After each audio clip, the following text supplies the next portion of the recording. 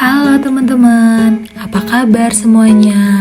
Semoga kalian sehat-sehat semua ya. Amin ya robbal alamin. Nah, kenalin nih, nama saya Sarmita Rizkyanti dari Fakultas Hukum Universitas Bangka Belitung. Dengan adanya pandemi sekarang, pastinya kalian kesel banget kan kuliahnya gak offline.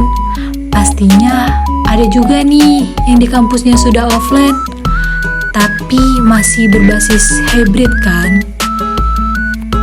Nah, kalian jangan sedih dong. Dengan adanya sistem hybrid tersebut, kalian harus semangat ya agar pandemi ini cepat usai. Jangan lupa juga ya teman-teman, tetap pakai masker dan patuhi protokol kesehatan agar kita semua terhindar dari penyakit yang lagi maraknya di negeri kita ini.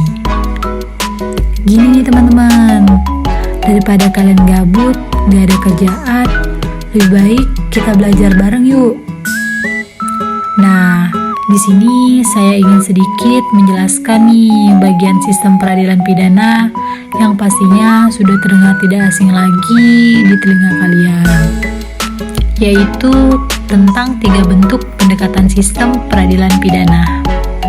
Pertama-tama, sebelum kita masuk ke 3 pokok pembahasan tersebut, di sini saya ingin menjelaskan sedikit apa sih sistem peradilan pidana tersebut. Nah, kalian pasti tahu dong apa sistem peradilan pidana tersebut. Pastinya tidak jauh dari pidana loh. Sistem peradilan pidana yaitu sistem dalam suatu masyarakat untuk menanggulangi masalah kejahatan. Apa sih contohnya? Nah, di sini saya sedikit menjelaskan nih contohnya bagaimana. Yaitu menanggulangi berarti usaha untuk mengendalikan kejahatan agar berada dalam batas-batas toleransi masyarakat. Jadi gak usah panjang lebar, langsung saja kita masuk ke pembahasan yang seharusnya kita bahas nih teman-teman. Begini nih teman-teman, ada 3 bentuk pendekatan sistem peradilan pidana. Yang pertama itu pendekatan normatif, ditandai dengan prinsip-prinsip kerja pada ruang lingkup hukum pidana substantif. Aparatur penegak hukum berperan sebagai institusi pelaksana peraturan perundang-undangan yang berlaku. Jadi, penegakan hukum pidana yang dilakukan dalam pendekatan normatif lebih berorientasi dengan total enforcement, yang sebagaimana Joseph Goldstein mengenalkan 3 ragam penegakan hukum pidana itu. Yang pertama, total enforcement, yang kedua, full enforcement, dan yang ketiga, actual enforcement. Pola penegakan hukum pidana secara normatif bertumpu pada penerapan hukum pidana substantif loh.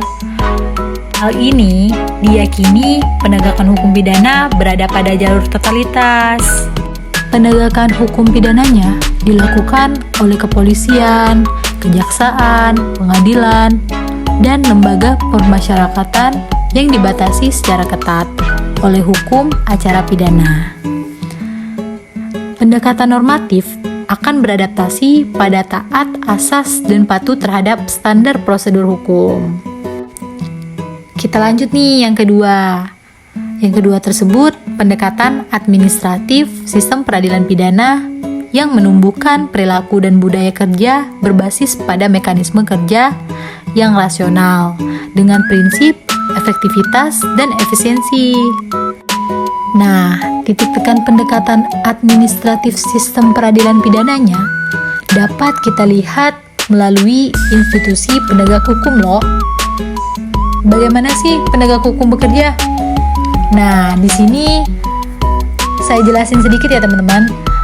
Jadi, penegak hukum bekerja itu sebagai suatu organisasi manajemen yang terkoordinasi dan terkonsolidasi dengan baik. Sistemnya yang digunakan ialah sistem administratif. Jadi terakhir nih kita jelasin soal pendekatan sosial dalam sistem peradilan pidana, yang hendak membangun mekanisme kerja yang terbuka dengan institusi sosial masyarakat. Meskipun sistem peradilan pidana memiliki pola kerja dengan pendekatan normatif dan pendekatan administratif. Secara keseluruhan, sistem peradilan pidana tidak terpisahkan loh dari sistem sosial masyarakat. Dalam melaksanakan tugas dan fungsinya, penegak hukum harus memperhatikan aktual enforcement, di mana pola tersebut penegakan hukum pidananya mempertimbangkan sesuatu yang realistik loh. Nah, sehingga diharapkan penegakan hukum lebih aktual yang dilakukan subsistem peradilan pidana.